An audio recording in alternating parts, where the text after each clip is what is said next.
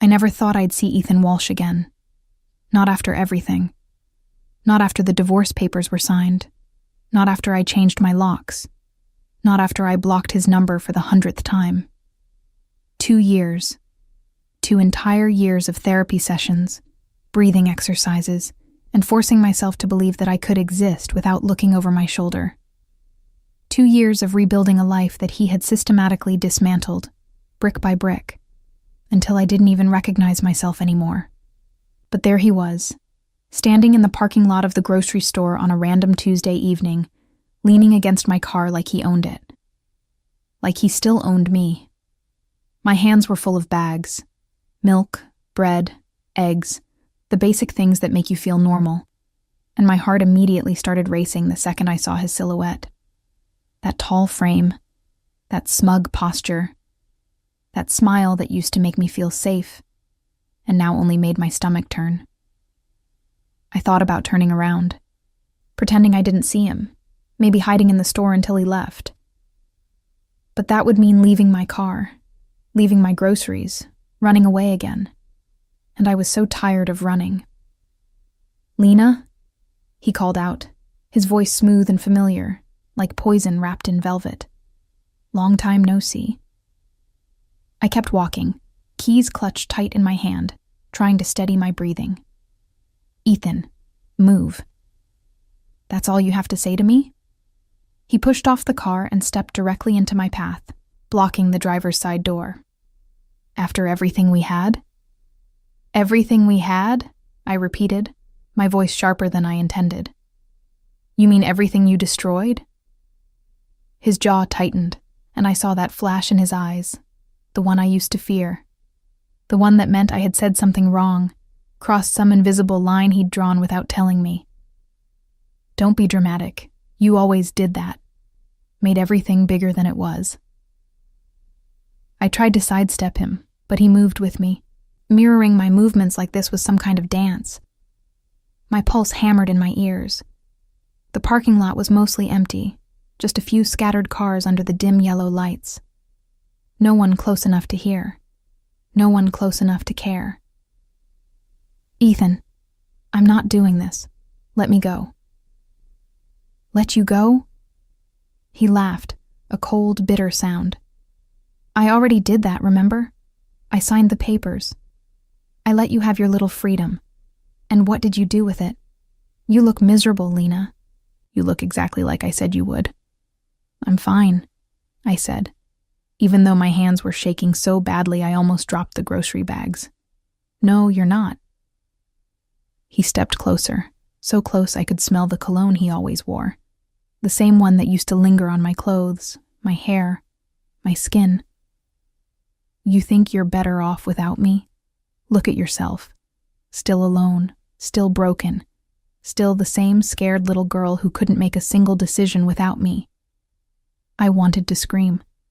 I wanted to throw the groceries at him and run. But my body felt frozen, trapped between the cars, trapped between the past and the present. He reached out and grabbed my wrist, not hard enough to bruise. He was always careful about that, but firm enough to remind me that he could. "Let go of me." Or what? He leaned in, his face inches from mine, and I hated how small I felt. How powerless. "You gonna call someone?" "Who, Lena?" "You don't have anyone. You never did. That was the problem. You thought you could leave, thought someone would save you. But no one ever does. That's not how the world works." Tears burned at the corners of my eyes, and I hated myself for it. Hated that after all this time, after all the therapy, after all the promises I made to myself. He could still make me cry with just a few words. "Don't cry," he said, his voice dropping to that patronizing tone I remembered too well. "Don't cry. No one ever saves you." That phrase. That cursed, horrible phrase he used to say every time I broke down. Every time I begged him to stop. Every time I thought maybe, just maybe, someone would see what was happening and help me. He would whisper it in my ear, soft and cruel. A reminder that I was utterly alone, I tried to pull my wrist free, but he held on tighter. "Ethan, please." "Please what? Please leave you alone? Please pretend like you didn't waste years of my life? Please act like you're not still the same pathetic. Let her go." The voice came from behind Ethan, low and calm, but with a weight to it that made the air feel heavier. Ethan froze, his grip on my wrist loosening just slightly. I looked past him and saw a man standing a few feet away, leaning casually against a black Dodge Charger I hadn't noticed before.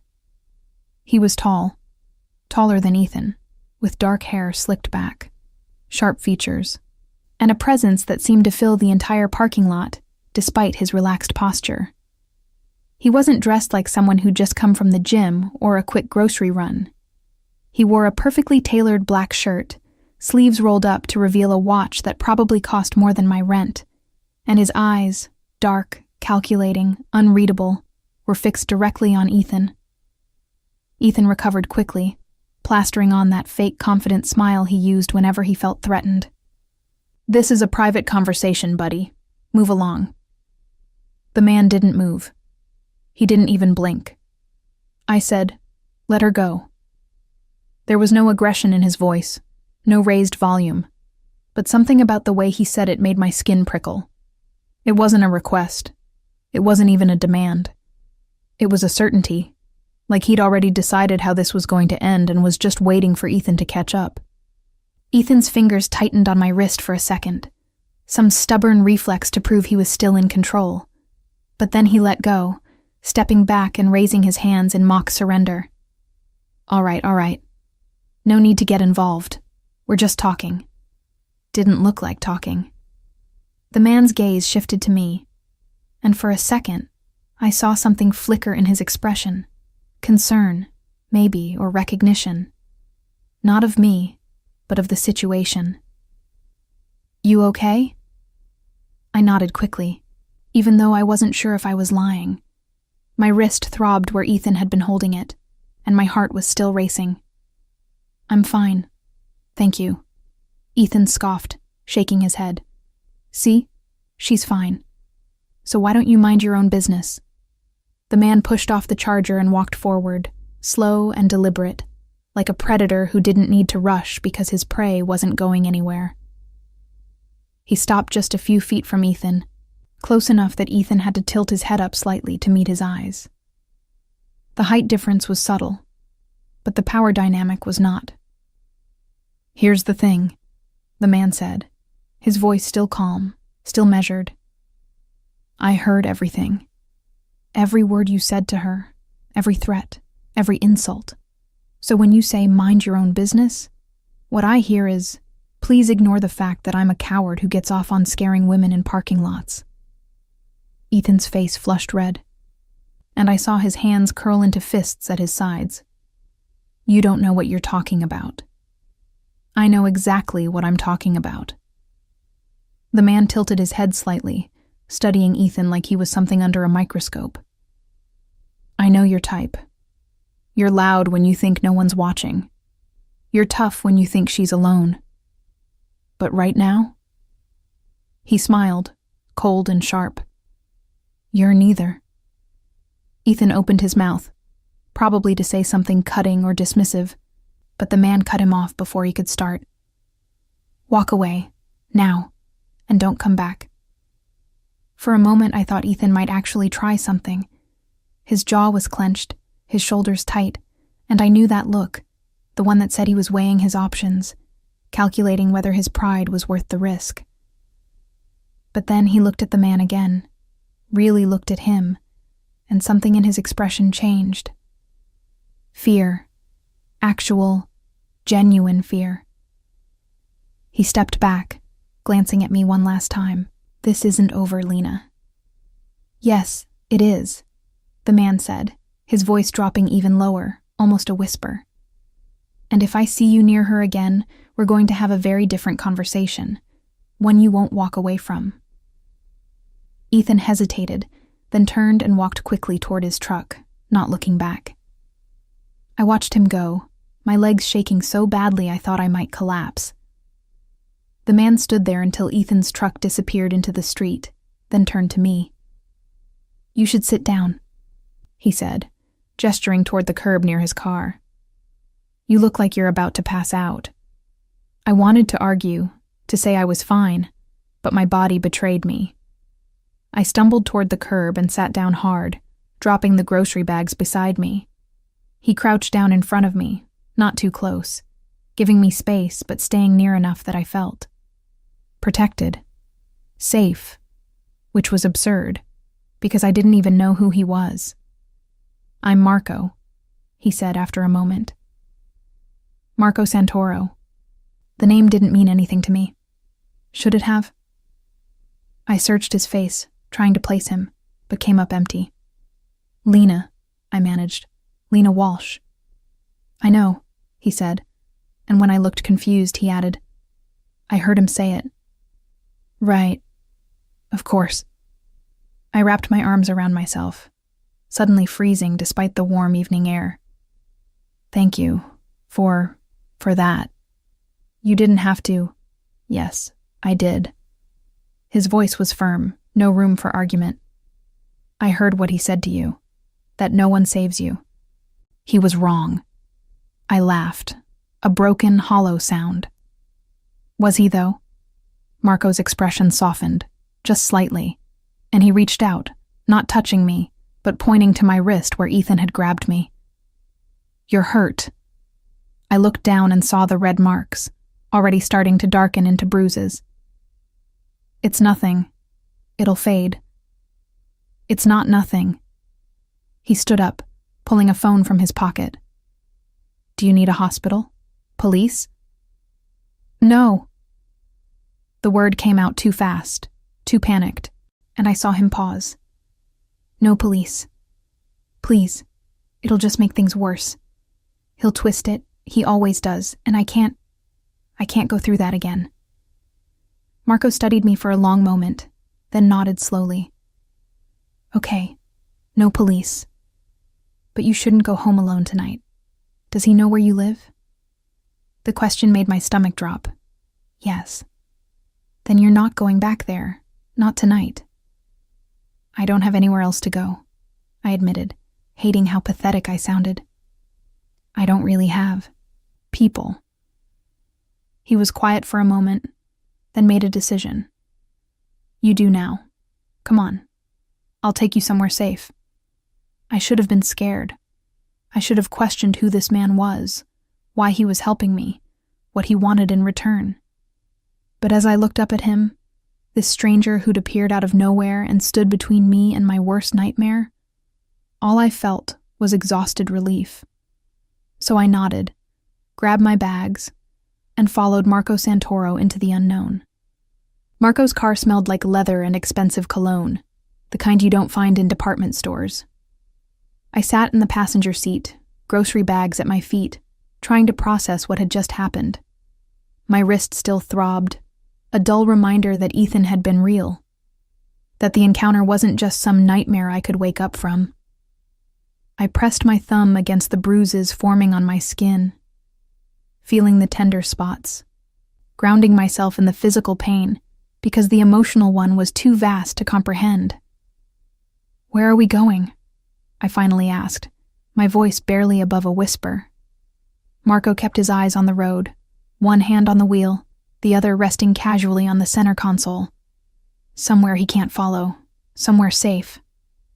"You keep saying that. Safe. But I don't even know you." The words came out sharper than I intended, defensive. "For all I know, you could be worse than him."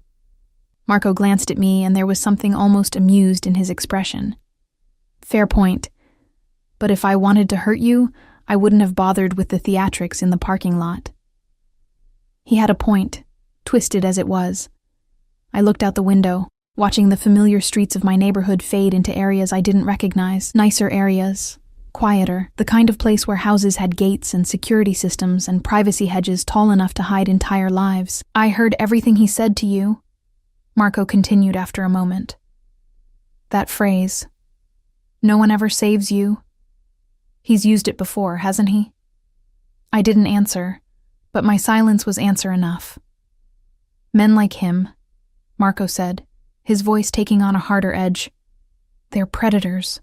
They find someone vulnerable, someone kind, and they systematically break them down until they believe all the lies, until they think they deserve it. And what makes you such an expert? I shot back, still defensive, still trying to find solid ground in a situation that felt like quicksand.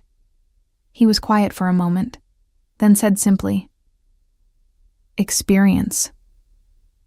Something about the way he said it, no elaboration, no justification, made me stop pushing. We drove in silence for another 10 minutes before pulling through a set of iron gates that opened automatically as we approached. The driveway was long, lined with perfectly manicured trees, leading to a house that was more mansion than home.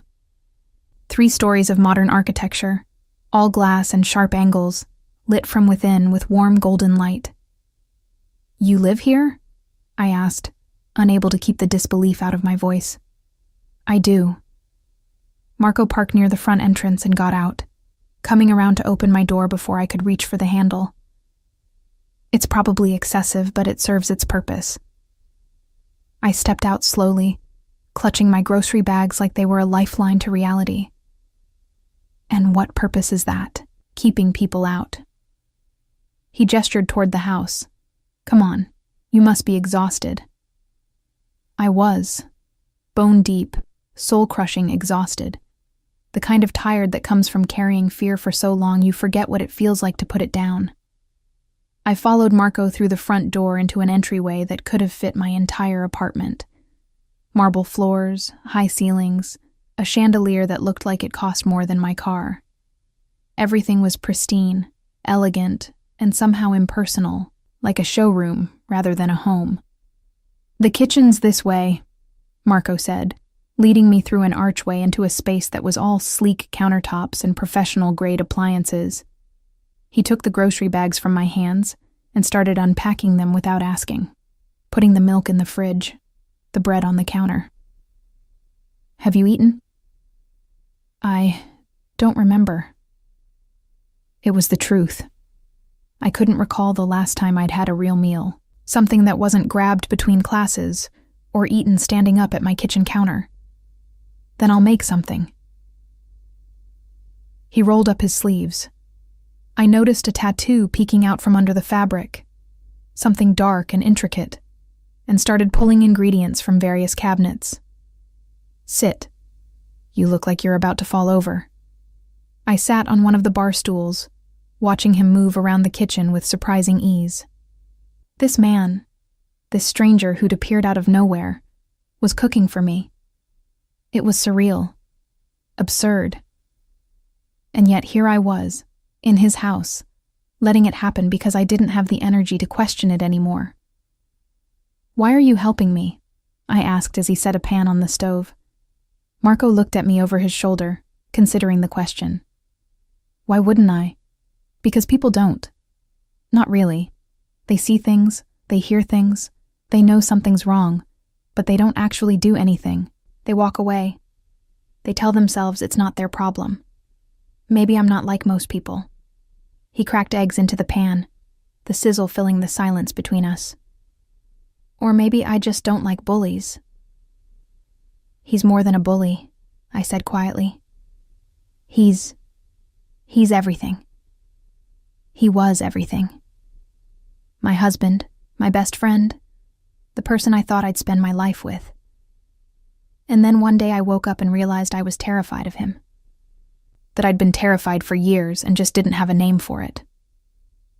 Marco didn't interrupt, didn't offer platitudes or try to fix it. He just listened, cooking in silence, letting me speak. "I left him 2 years ago," I continued, the words spilling out now like water through a broken dam. "Packed a bag while he was at work, took the essentials, and just left. Filed for divorce. Changed my number. Moved to a different apartment. I thought I was free. But he keeps showing up. Keeps finding me. Keeps reminding me that I'll never really be rid of him." "You will be," Marco said, plating the eggs and sliding them across the counter to me along with toast and fresh fruit. You are. Tonight proved that. Tonight proved nothing except that I'm still weak. I couldn't even tell him to leave me alone without what? Without a stranger intervening? Marco leaned against the counter, arms crossed. Lena, you left him. You divorced him. You built a new life. That's not weakness. That's courage. The fact that he's still trying to tear you down just means he knows you're stronger than him now, and he can't stand it. I picked at the food, my appetite non-existent, but my body grateful for something warm and solid. I teach elementary school, I said after a moment. 2nd grade. I spend my days with kids who still believe the world is good, who trust that adults will protect them, who think problems can be solved with stickers and extra recess time. And then I go home and I'm terrified of shadows and footsteps and phone calls. What kind of teacher does that make me? The kind who understands that the world isn't always kind, Marco said. The kind who can teach those kids to be strong and compassionate, because you know what happens when you're not. I looked at him, really looked at him for the first time since he'd intervened in the parking lot. He was handsome in that sharp, dangerous way, all angles and intensity. But there was something else there too. Something careful. Something that suggested he understood fear from both sides of the equation. Who are you really? I asked. And don't give me that, just someone who doesn't like bullies line. Nobody lives in a house like this just from being a good Samaritan. Marco's expression didn't change, but I saw a flicker of something. Amusement, maybe, or respect. You're right. I'm not a good Samaritan. Let's call it a businessman. What kind of business?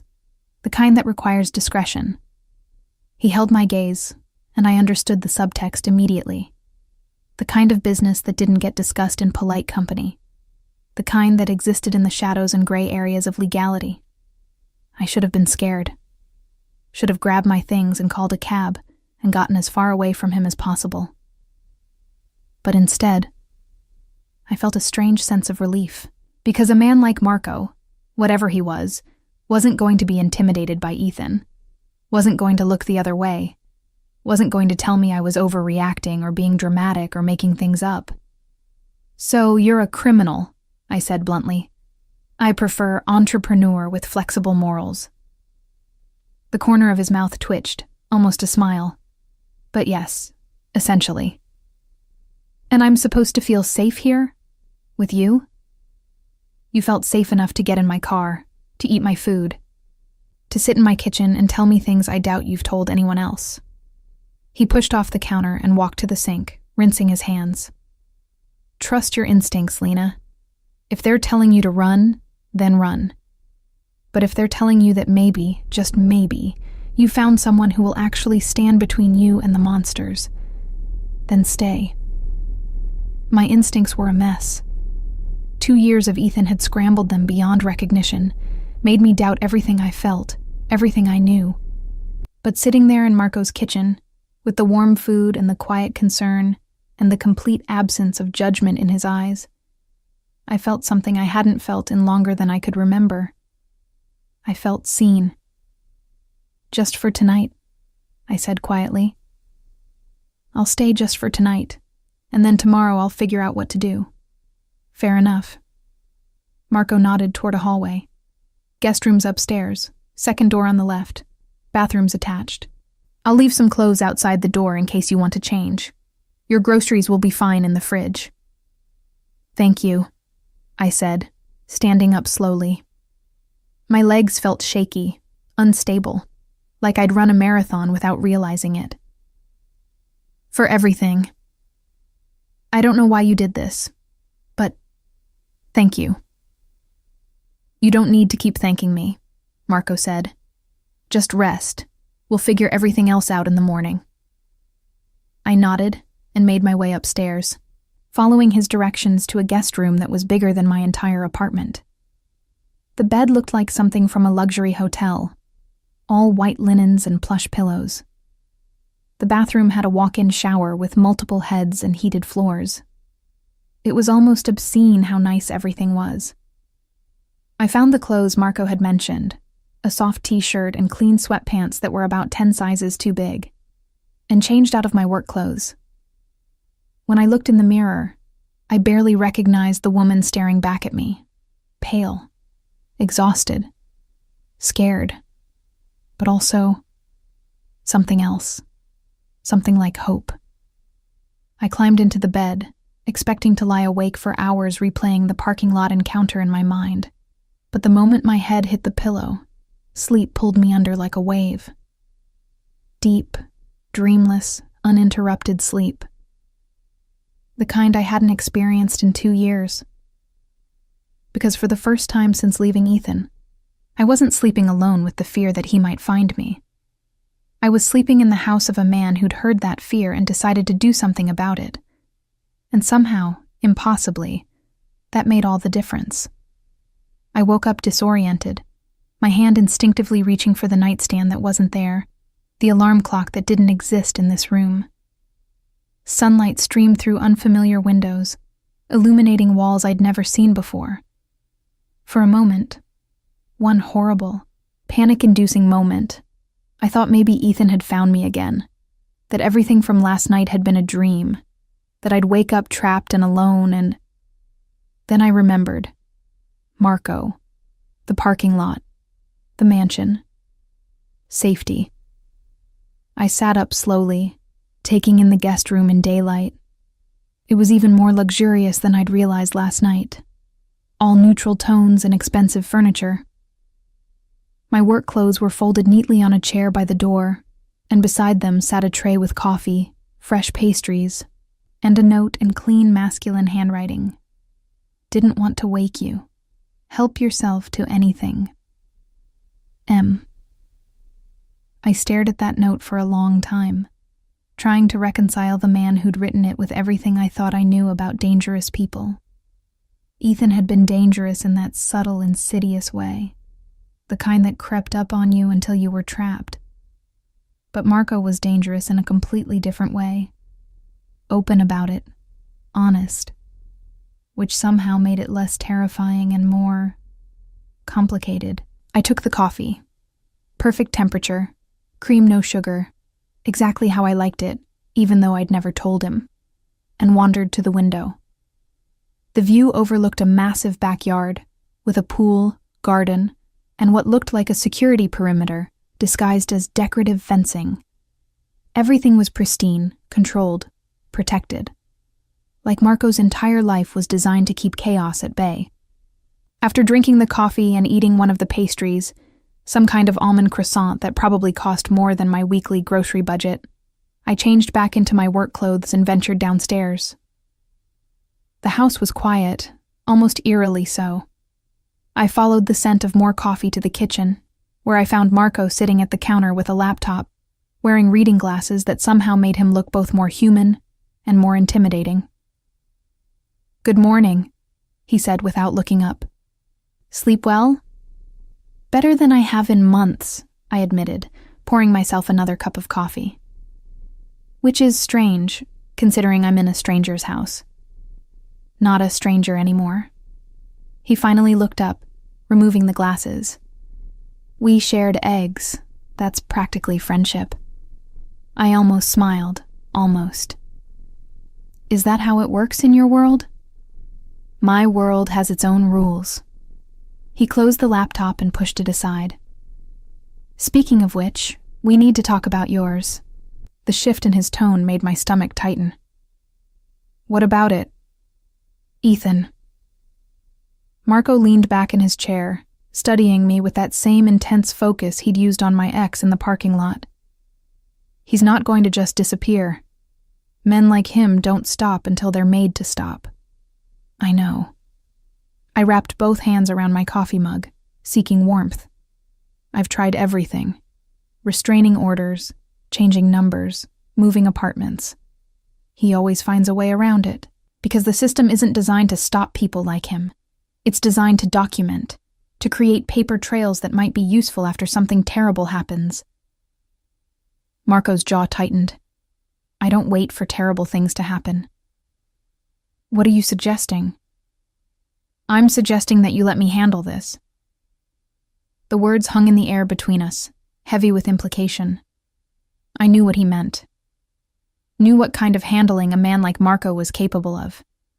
And the fact that part of me, a significant part, felt relieved rather than horrified, said everything about how desperate I'd become. I can't ask you to do that, I said quietly. I can't ask you to get involved in my mess. You didn't ask, I offered. He stood up, moving around the counter until he was close enough that I had to tilt my head back to maintain eye contact. Lena, I'm already involved. The second I heard what he said to you, I made a choice. The question now is whether you're going to let me help, or whether you're going to go back to handling this alone. I've always handled things alone. I know. I can see it in the way you carry yourself, the way you apologize for taking up space, the way you're surprised when someone shows you basic kindness. His voice softened, but you don't have to anymore. I wanted to argue, wanted to maintain the walls I'd built around myself, the ones that said I didn't need anyone, that I could survive on my own. But those walls were exhausting to maintain, and standing here in Marco's kitchen, with his steady presence and his unwavering certainty, I felt them starting to crack. What would handling it even look like? I asked. For now, making sure he knows you're not alone, that there are consequences if he comes near you. Marco reached for his phone and pulled up something on the screen. I've already had my people look into him. Ethan Walsh, 33, works in sales for a medical supply company. Decent salary, no criminal record, but multiple complaints filed by ex-girlfriends over the years. All dropped, all swept under the rug. You researched him? When? Last night while you were sleeping. I wanted to know what we were dealing with. He showed me the phone screen, a comprehensive profile of Ethan that included employment history, financial records, social media accounts, and more. He's not as invisible as he thinks he is. I stared at the information, feeling a mix of violation and validation. This is illegal, isn't it? Accessing all of this? Extremely. Marco pocketed the phone again. But effective. I should be concerned about that. Should be, yes. Are you? I thought about it, really thought about it. And the truth was, no, I wasn't concerned. I was grateful. Because for the first time in 2 years, someone was taking my fears seriously. Someone was doing something instead of just sympathizing. No, I admitted. I'm not. Something shifted in Marco's expression. Approval, maybe, or satisfaction. Good. Then here's what we're going to do. You're going to go to work today like normal. I'm going to have someone watching your classroom, your car, your apartment building. If Ethan shows up anywhere near you, we'll know. You're going to have me followed? I'm going to have you protected. There's a difference. He moved back to his side of the counter, creating distance but maintaining that sense of control. And tonight, you're going to come back here, not to your apartment. Marco, I can't just move into your house. Why not? Because it's insane. Because I have a life, a routine, responsibilities. I can't just hide here forever. I'm not asking you to hide. I'm asking you to be smart. His voice took on that harder edge again. Ethan knows where you live. He's shown he's willing to confront you in public places. He's escalating. And you being in that apartment alone makes you an easy target. I hated that he was right. Hated that my independence, the thing I'd fought so hard to reclaim, was now the thing putting me in danger. How long? Until he backs off, or until we make him back off. And if he doesn't? Marco's expression went cold, distant. Then we moved to more permanent solutions. I should have pressed him on that. Should have demanded to know exactly what permanent solutions meant. But I was tired of fighting battles alone, tired of being strong when what I really wanted was to feel safe. So instead, I just nodded. Okay, one more night. But I need to go to my apartment and get some things. Clothes, work supplies, lesson plans. I'll take you, after your shift ends. Marco glanced at his watch, some complicated piece of machinery that probably cost more than my annual salary. You should get ready. School starts in an hour. He was right. I should go. Resume my normal life, pretend everything was fine, teach my second graders about fractions and spelling and the importance of raising your hand before speaking. But standing there in his kitchen, wearing yesterday's clothes, drinking his expensive coffee, I felt a strange reluctance to leave. Because leaving meant going back to the real world, and the real world was where Ethan lived. Hey, Marco said, his voice gentle. You'll be fine. I promise. You can't promise that. Watch me. There was something in his eyes. Determination, certainty, maybe even a hint of possessiveness that made me believe him. Made me think that maybe, just maybe, he could do the impossible. That he could keep me safe in a way the police couldn't, the courts wouldn't. And Ethan never had. So I finished my coffee, gathered my things, and let Marco drive me to school in his ridiculous black Charger that turned every head on the street. He parked a block away from the building, close enough to be accessible, far enough to not draw attention, and walked me to the entrance like it was the most natural thing in the world. Remember, he said as I reached for the door. Someone's watching. If anything feels off, you call me immediately. He pressed a card into my hand with a single phone number printed on it. No name, no other information. Just 10 digits that somehow represented safety. Thank you, I said, pocketing the card. For all of this. I still don't understand why, but thank you. Marco smiled, a real smile this time, not the cold, calculated ones from before. Maybe I just don't like seeing good people suffer. Or maybe you're more complicated than you pretend to be. Maybe. He glanced at the school building, then back at me. Go teach your kids. I'll see you tonight. I watched him walk back to his car, watched him drive away, and then turned to face my day. 22 7-year-olds who needed spelling tests and math problems and someone to believe in. And somewhere out there, a man watching the building to make sure my ex-husband didn't show up to destroy what little normalcy I had left. My life had become a surreal contradiction. Violence and kindness, danger and protection, fear, and something that felt dangerously close to trust. And as I walked into my classroom and greeted my students with the brightest smile I could manage, I realized I had no idea which emotion would win. But for the first time in a long time, I was willing to find out.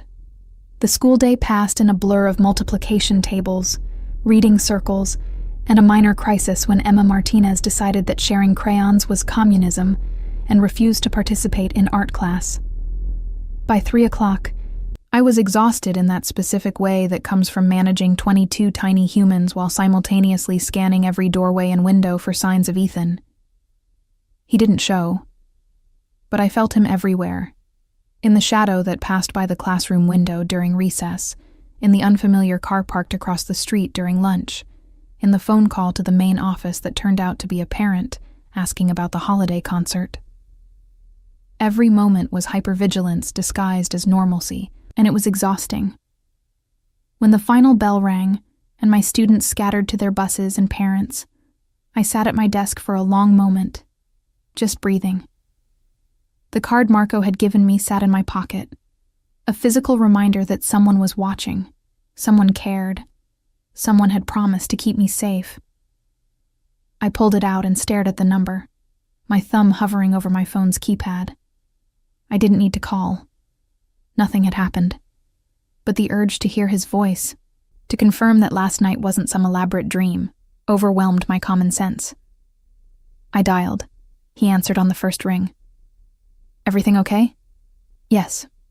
Fine. I paused, feeling foolish. I made it through the day. I know. I've been getting updates. His voice was warm, amused. Emma Martinez and the crayon controversy was particularly entertaining. I sat up straighter. You've been what? Watching. Like I said I would. There's a man in a gray sedan who's been parked across from your school all day. One of mine. He's very good at crossword puzzles, apparently. I looked out the window and, sure enough, spotted the gray sedan. A man in sunglasses sat in the driver's seat, completely inconspicuous, except now that I knew to look for him. The idea that someone had been watching me all day should have felt invasive, creepy even. Instead, it felt comforting. I'm ready to go to my apartment, I said, to pick up my things. I'm 5 minutes away. Stay inside until I text you. He hung up before I could respond, leaving me staring at my phone in a mix of frustration and fascination. Marco Santoro was not a man who asked permission or sought consensus. He identified problems and solved them. End of discussion. It should have bothered me more than it did. True to his word, my phone buzzed exactly 4 minutes later. Outside, blue sedan today. Don't want to attract attention. I gathered my bag and lesson plans, locked up my classroom, and headed to the front entrance. The gray sedan was gone, replaced by an unremarkable blue Toyota that somehow radiated expensive underneath its ordinary exterior. Marco sat in the driver's seat, looking completely out of place in the domestic vehicle, like a lion trying to blend in with house cats. Nice car, I said, sliding into the passenger seat. Borrowed it from one of my guys. The Charger attracts too much attention. He pulled into traffic smoothly. What's your address? I gave it to him, then added, You probably already know it. I do, but it's polite to ask. He glanced at me, something almost playful in his expression. How were your kids today, besides the crayon communist? The question surprised me. Most people glazed over when I talked about teaching, offering perfunctory, that's nice responses before changing the subject. But Marco seemed genuinely interested, so I told him about Emma's political awakening, about Jaden's breakthrough with long division, about the reading group that finally clicked with Charlotte's Web. He listened without interrupting, asking questions that showed he was actually paying attention. You love it, he observed as we turned onto my street. Teaching. It's not just a job for you. No, I agreed. It's the only thing that makes sense anymore, those kids. They still believe the world is good, that people are kind, that problems have solutions. I want to protect that for as long as I can. Even though you know it's not always true. Especially because I know it's not always true. I looked out the window at my apartment building, a plain 3-story structure with peeling paint and a broken intercom system. Someone should get to believe in happy endings. Marco parked on the street, his eyes scanning the area with professional efficiency. Which floor? 3rd, 3B. I reached for the door handle, but he stopped me with a hand on my arm. Wait, let me check first. Check for what? For whether your ex-husband is stupid enough to be waiting for you. He got out, came around to my side, and opened the door like we were on some kind of date instead of a security operation. Stay close to me. If I tell you to run, you run. Understood? Marco. Understood? The intensity in his voice left no room for argument. Understood. We walked to the building entrance together, and I noticed how Marco positioned himself slightly in front of me, his body a shield between me and any potential threat. The gesture was both protective and possessive, and I wasn't sure how I felt about either interpretation. My apartment was exactly as I'd left it, cluttered but clean, full of books and plants and the small comforts I'd accumulated in my attempt to build a life after Ethan. Marco did a quick sweep of every room, checking closets and behind doors with the efficiency of someone who'd done this many times before. When he was satisfied we were alone, he nodded toward my bedroom. "Pack what you need. I'll wait here." I moved through the apartment like a ghost, pulling clothes from my closet, gathering toiletries from the bathroom, collecting the lesson plans and papers I'd need for the rest of the week. Everything felt surreal, like I was preparing for a trip instead of essentially fleeing my own home. When I emerged with a duffel bag and my work tote, Marco was standing by the window, phone to his ear, speaking in Italian too rapid for me to follow. He hung up when he saw me. "Ready?" "I think so. Should I leave a note or something? Tell my landlord I'll be gone for a few days?" "No. The fewer people who know your movements, the better." He took my bags without asking, heading for the door. "Let's go." We were halfway down the stairs when I saw him. Ethan, standing in the second-floor hallway, leaning against the wall like he owned the place, like he'd been waiting. His eyes locked onto mine, and that familiar smile, cruel, confident, spread across his face. "Lena, there you are. We need to talk." Marco moved so fast I barely registered it. One moment he was behind me, the next he was in front, his body completely blocking Ethan's view of me. "No, you don't." Ethan's smile faltered when he registered Marco, recognition flashing across his face. "You, the parking lot guy. What are you, her new boyfriend?" That was fast. "I'm someone who keeps his promises." Marco's voice was dangerously calm. "And I promise that if you came near her again, we'd have a different kind of conversation. This is my ex-wife's building. I have every right to be here." "Actually, you don't. There's a restraining order that says otherwise." Marco took a step forward, and despite Ethan's attempt to look unbothered, I saw him flinch. "You violated it by being here. That's a criminal offense. Would you like me to call the police, or would you prefer to leave on your own?" "She doesn't need a bodyguard. She needs to stop being dramatic and she doesn't need anything from you." Marco's voice dropped to something I'd never heard before. Quiet, lethal, absolute. "This is your last warning, Ethan. Walk away, delete her number, forget she exists, because if I see you near her school, near her apartment, near any place she goes, I won't call the police. I'll handle it myself. And trust me, you don't want that." Ethan tried to maintain his bravado, tried to look like he wasn't intimidated, but his hands were shaking. "You can't threaten me. I'll press charges. You'll do nothing." Marco pulled out his phone and showed Ethan the screen.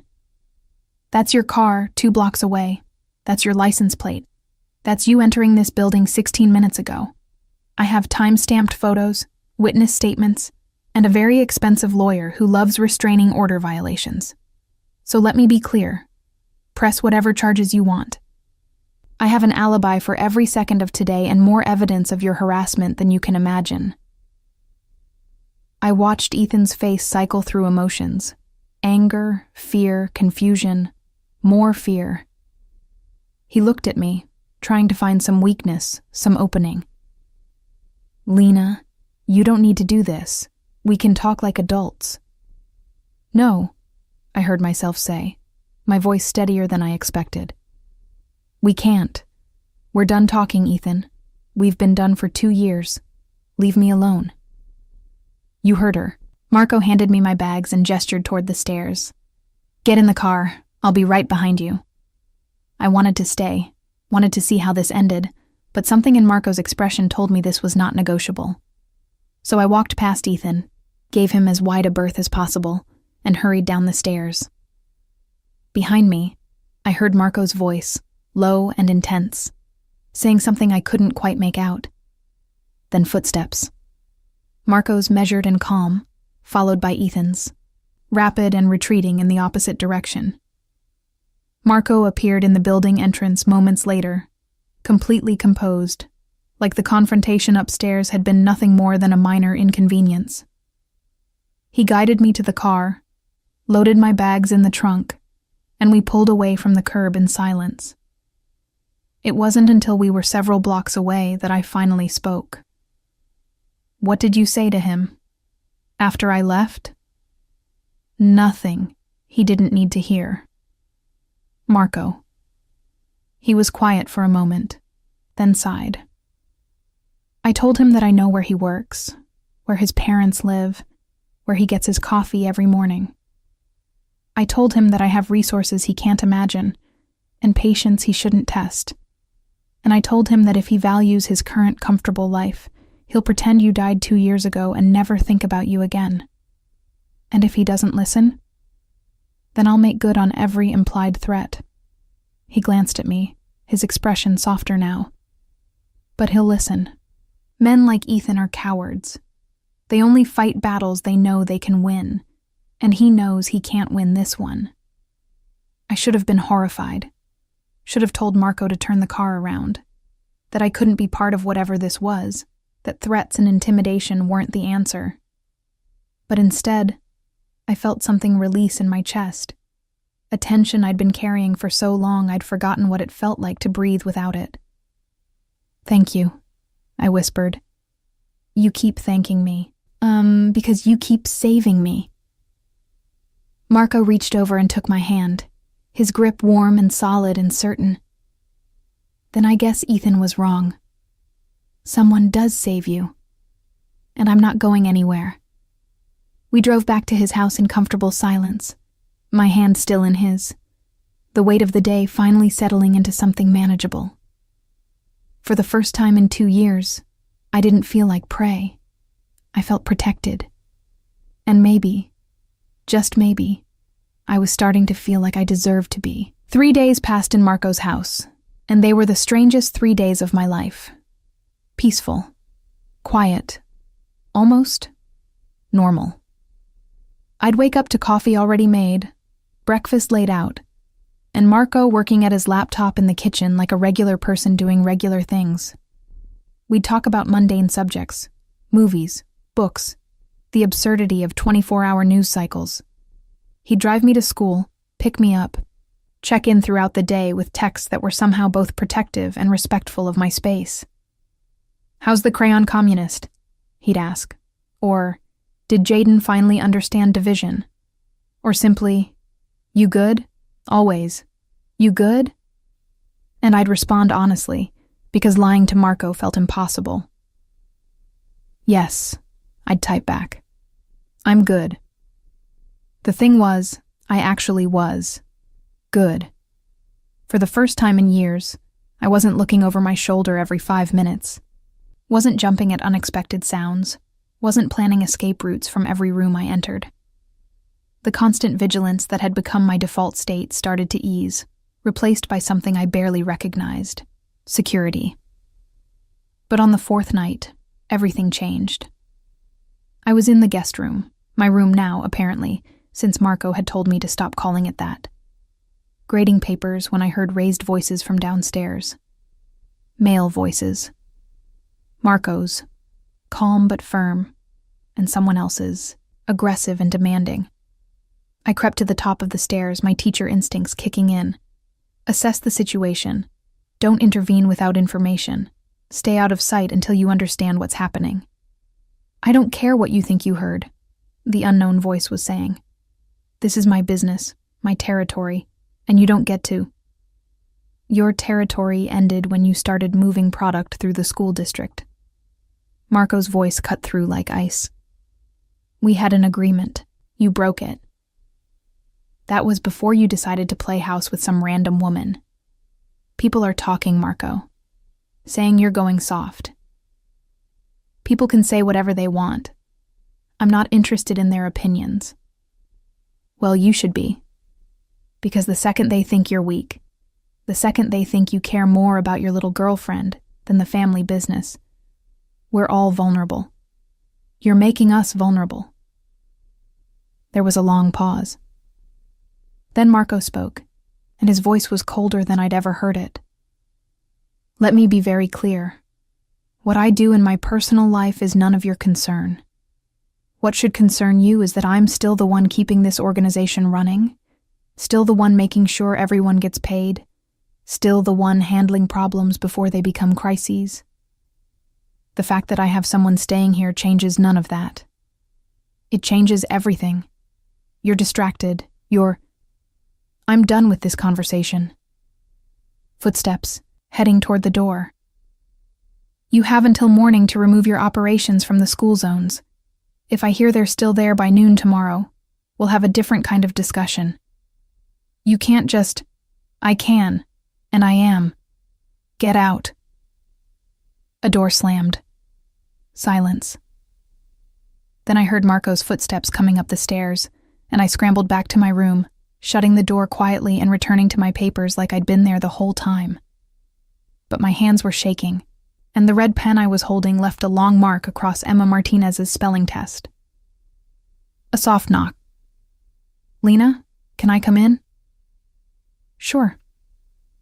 Marco entered, looking tired in a way I hadn't seen before. Not physically tired, he still looked as put together as always, but emotionally exhausted. The kind of tired that comes from carrying weight no one else can see. You heard, he said. It wasn't a question. Some of it. I set down my pen. Are you okay? He almost smiled. I should be asking you that. After what you just heard about my family business.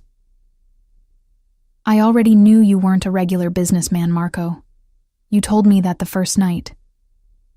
Knowing in theory and hearing it confirmed are different things. He sat on the edge of the bed, careful to maintain distance. I wanted to protect you from that part of my life. Why? Because you've already dealt with one man who dragged you into his darkness. You don't need another. I thought about that for a moment. About Ethan's darkness and Marco's. How different they were. How one had been built on control and cruelty, while the other seemed built on... what? Protection? Loyalty? Some twisted code of honor that existed in the shadows? That man, I said carefully. He said you were going soft, that people think you care more about me than the business. He's an idiot with more ambition than sense. But is he right? Marco looked at me then, really looked at me, and I saw something in his eyes that made my breath catch. Vulnerability, uncertainty, the cracks in the armor he wore so effortlessly around everyone else. I don't know, he admitted. Maybe. Probably. The truth is, Lena, I haven't cared about much of anything in a long time. I built this life, this organization, this reputation, because I was good at it, and because it gave me purpose when I didn't have anything else. But lately, he trailed off, running a hand through his hair. Lately, I've been wondering what the point is. All this power, all this control, and for what? To die alone in a big house, surrounded by people who respect me but don't actually know me? You don't have to answer that. No, I want to.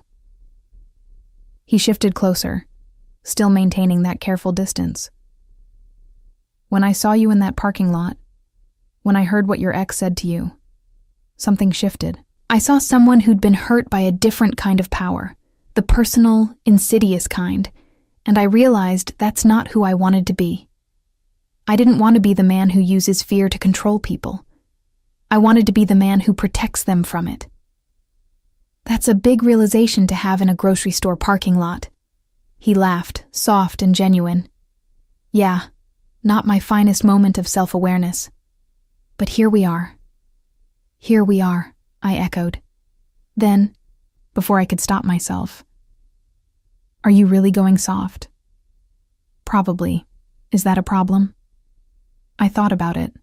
Thought about the Marco who'd confronted Ethan with cold efficiency, who'd researched my ex-husband without asking, who'd put men on my protection detail like it was nothing. And then I thought about the Marco who made me coffee every morning, who asked about my students, who gave me space when I needed it, and presence when I didn't. No, I said finally. It's not a problem. It's just different. Different good or different bad? Different complicated. He smiled at that. I can work with complicated.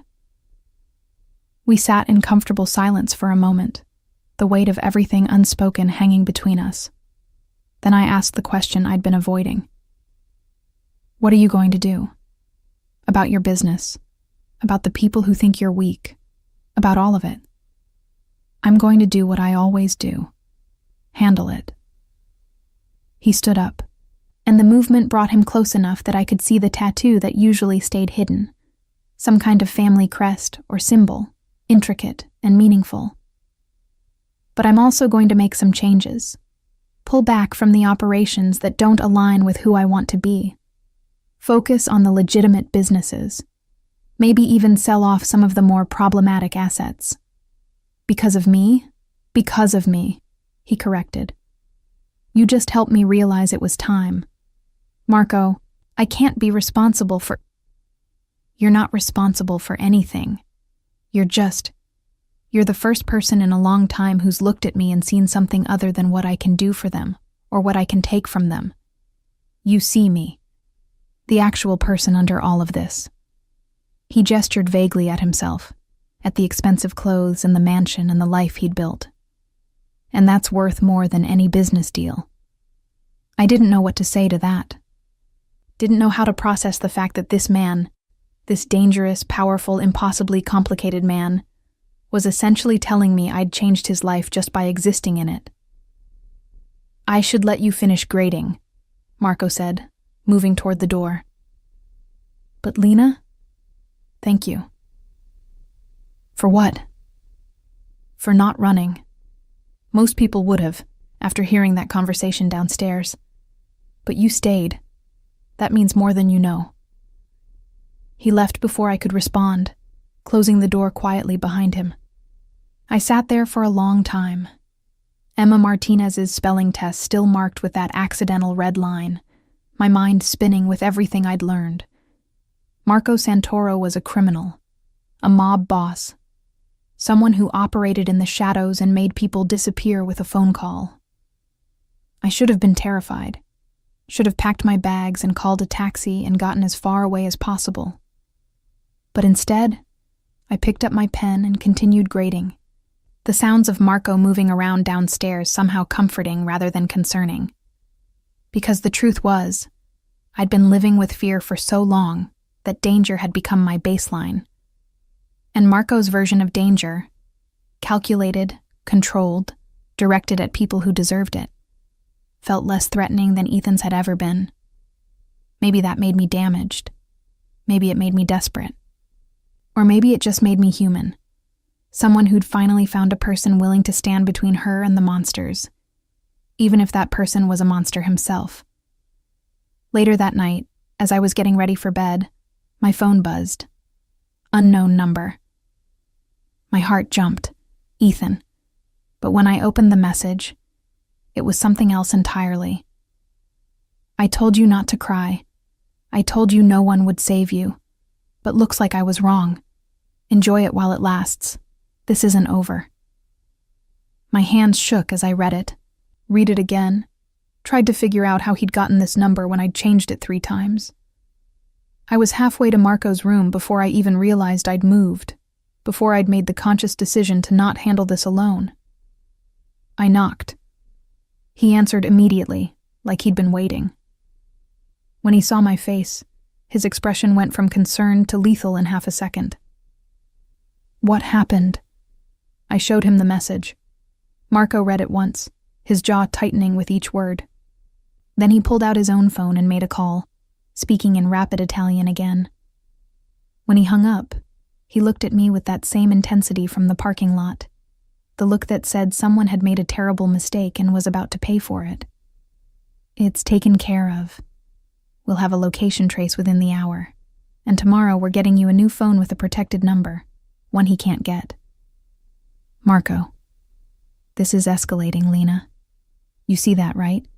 He's not backing down. He's getting more desperate, more aggressive, which means we need to end this. Permanently.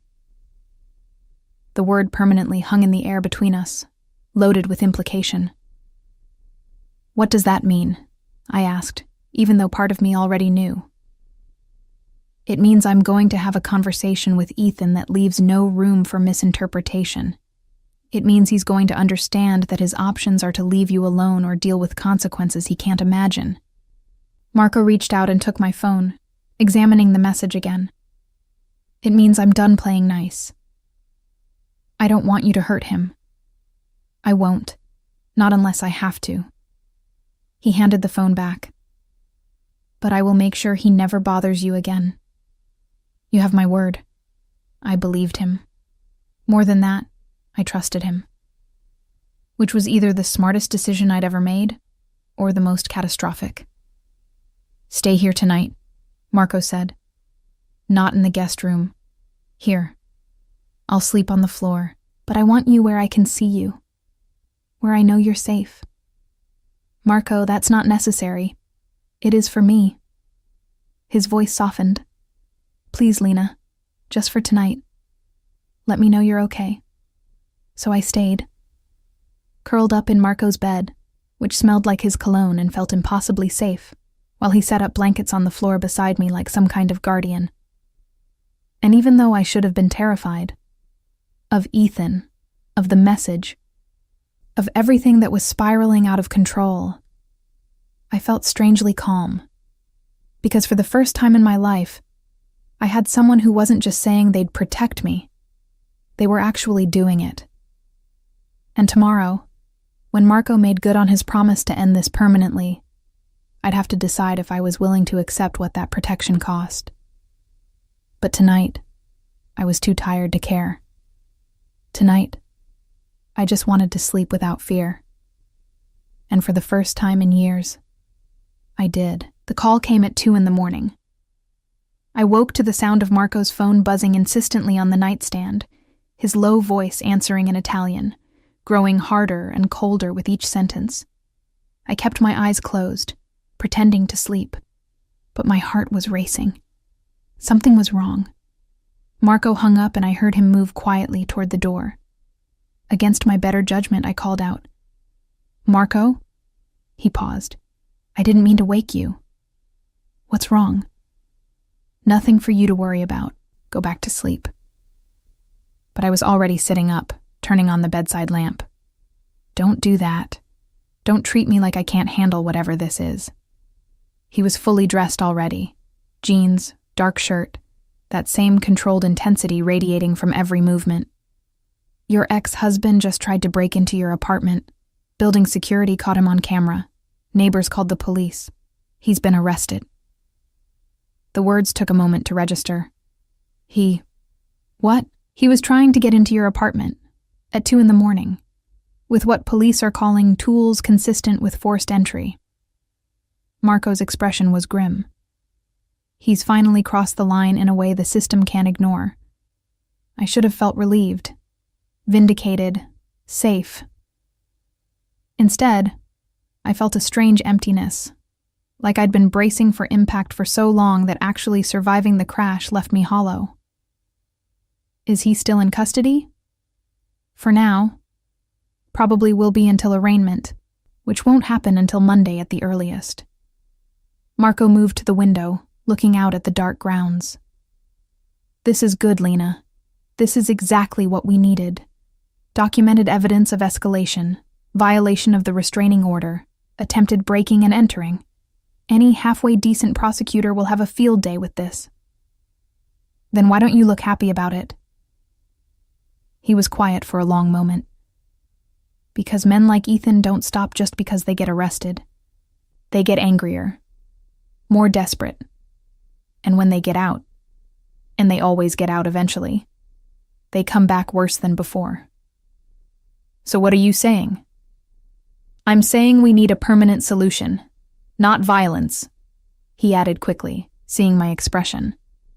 "But something that ensures he never comes near you again. Legal, binding, and backed up by enough evidence that he'd be insane to violate it." "Like what?" "Like a deal. One where he agrees to stay away from you in exchange for not having certain information about his life become public. Information about tax fraud, about embezzlement from his company, about... You've been investigating him. Extensively. And your ex-husband is not nearly as clean as he pretends to be. Marco turned back to face me. I can make him disappear from your life completely, Lena. Not through violence or intimidation, but through simple self-preservation. He'll choose to stay away because the alternative is too costly. That's blackmail. That's leverage. There's a difference. Is there, though?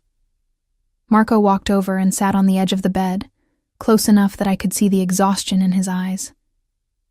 I've done a lot of things I'm not proud of. Built a life on choices that most people would condemn. But everything I've done in the past week, every decision I've made regarding your ex-husband, has been about protecting you, not about power or control or proving anything, just about making sure you can live without fear. I know, I said quietly, and that's what scares me. What do you mean?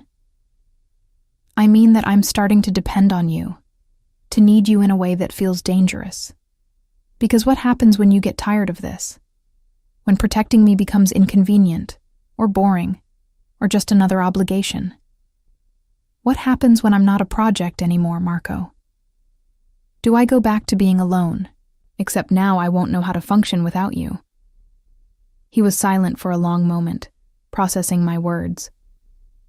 Then he reached out slowly, giving me time to pull away, and took my hand. You're not a project. You're not an obligation. He paused, searching for the right words. You're the first thing I've cared about in years that isn't about business or family or maintaining power. You're just you. And that's enough. It shouldn't be. I'm a mess. I'm damaged and scared, and I can't even check my own mail without having a panic attack. I'm not some prize you won by saving me. I don't want a prize. I want. He stopped, seeming to struggle with something. Then, almost reluctantly, I want you to stay. Not because you're afraid of Ethan, not because you need protection, but because you want to. Because when this is all over and he's gone and you're safe, you'll choose to be here anyway. My breath caught. Marco, I know it's too soon. I know you're still recovering from everything he put you through. I'm not asking for anything right now. He squeezed my hand gently. I'm just telling you that when you're ready, if you're ever ready, I'll be here. Not as your protector. Just as me. I didn't know what to say to that. Didn't know how to reconcile the Marco who ordered people around and made criminals disappear with the Marco who was sitting on my bed at 2 a.m, holding my hand like it was something precious. What if I'm never ready? I asked. What if Ethan broke something in me that can't be fixed? Then we'll figure it out together. Or we won't, and we'll stay friends. Or we won't even be that, and I'll still make sure you're safe because that's what decent people do for each other. He smiled slightly. I'm not Ethan, Lena. I'm not going to punish you for not giving me what I want. Whatever happens between us, or doesn't happen, you'll still have a place here for as long as you need it. The sincerity in his voice broke something open in my chest. Before I could stop myself, I was crying. Not the scared, panicked tears from the parking lot, but something deeper. Relief, maybe. Or grief for all the years I'd spent believing that love and protection had to come with conditions. Marco pulled me against his chest without asking, one hand cradling the back of my head, the other wrapped around my shoulders. He didn't tell me to stop crying, didn't try to fix anything, didn't make it about him. He just held me while I sobbed, his heartbeat steady against my ear, his presence solid and unwavering. When I finally pulled back, embarrassed and red-eyed, he just handed me a tissue from the nightstand, like this was the most natural thing in the world. Sorry, I mumbled. I didn't mean to fall apart. You're not falling apart. You're processing. There's a difference. He stood up, giving me space. Try to get some sleep. Tomorrow we'll deal with everything. Lawyers, police statements, all of it. But tonight, you just need to rest. Marco? I called as he reached the door. Thank you. For everything.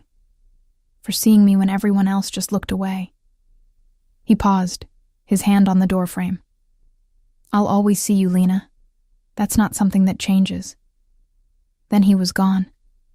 And I was alone in his room, in his bed, surrounded by the evidence of a life I was starting to become part of. I should have been thinking about Ethan, about the arrest, about what came next. But instead, I found myself thinking about Marco's words. I'll always see you. It was the opposite of everything Ethan had said, everything he'd made me believe. And for the first time, I let myself consider the possibility that maybe, just maybe, I deserve to be seen, to be protected, to be cared for without conditions, or manipulation, or fear. The next morning, I woke to sunlight and the smell of coffee, the now familiar routine of Marco's protection, making everything feel almost normal. He was already in the kitchen, on the phone with someone who was clearly a lawyer, based on the legal terminology being thrown around. When he saw me, he covered the phone's mouthpiece. Coffee's fresh, and we have bagels. Real New York ones. I had someone drive them in this morning. You had someone drive bagels from New York? You mentioned last week that you missed them. I made a note. He went back to his call like this was completely reasonable behavior. I poured coffee, took a bagel, and sat at the counter, marveling at this strange new reality. The mafia boss who remembered random comments about breakfast food, the criminal who made sure I had lesson plans for my second graders, the dangerous man who held me while I cried and asked for nothing in return. Marco hung up and turned to me, his expression businesslike. Okay, here's where we stand. Ethan's being charged with attempted burglary, stalking, and violation of the restraining order. The prosecutor is pushing for no bail given the escalation pattern. My lawyers have provided them with additional documentation of his harassment, all legally obtained. He added, seeing my expression. Nothing that will come back on you. What kind of documentation? Security footage from your apartment building showing him loitering. Phone records showing repeated calls from burner phones. Social media activity that demonstrates obsessive behavior. And financial records showing he hired a private investigator to track your movements. I felt cold. He hired someone to follow me. 2 months ago, the investigator already gave a statement to police. Apparently your ex didn't pay the full fee, so he's happy to cooperate. Marco's expression was grim. The point is, we have enough to keep him away for a very long time. And if the criminal charges somehow don't stick, I have enough leverage in the civil realm to make his life very uncomfortable. The blackmail you mentioned. The leverage, he corrected. Which I'll only use if necessary. My preference is to let the legal system handle this, but I always have a backup plan. Of course he did. Marco Santoro didn't leave anything to chance.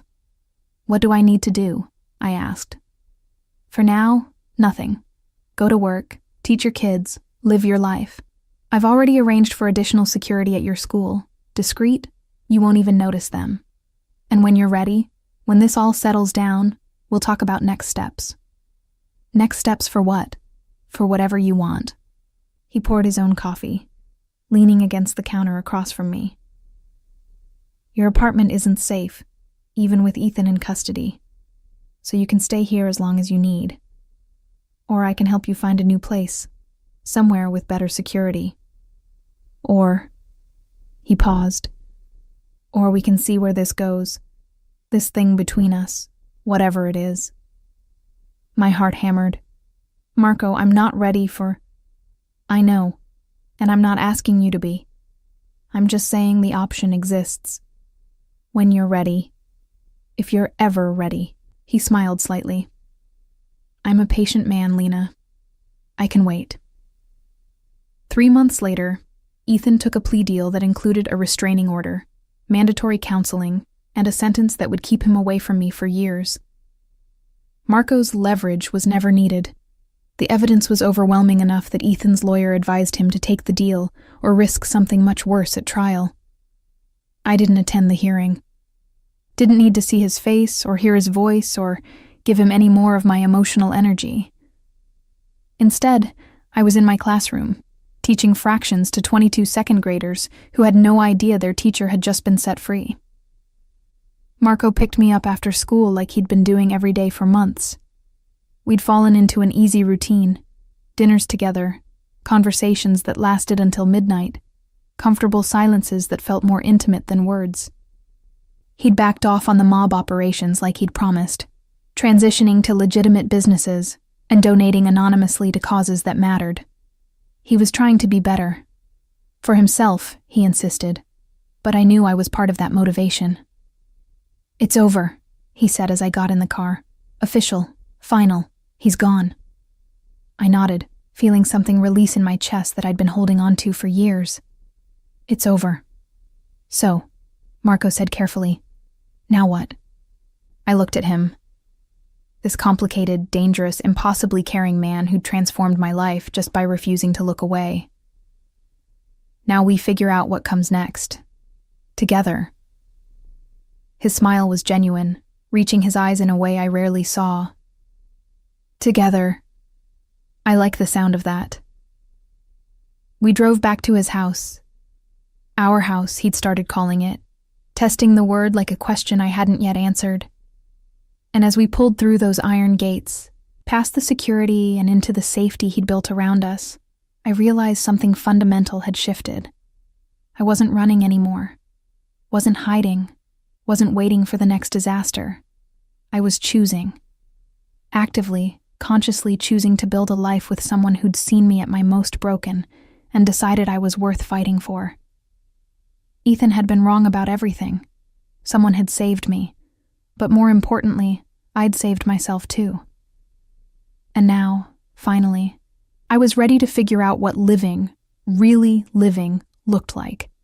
With Marco Santoro, former mob boss and current man, trying desperately to be worthy of the second chance I represented, by my side. It wasn't a fairy tale ending. It was messy and complicated, and built on a foundation of trauma and transformation. But it was real. It was mine. And for the first time in longer than I could remember, that was enough.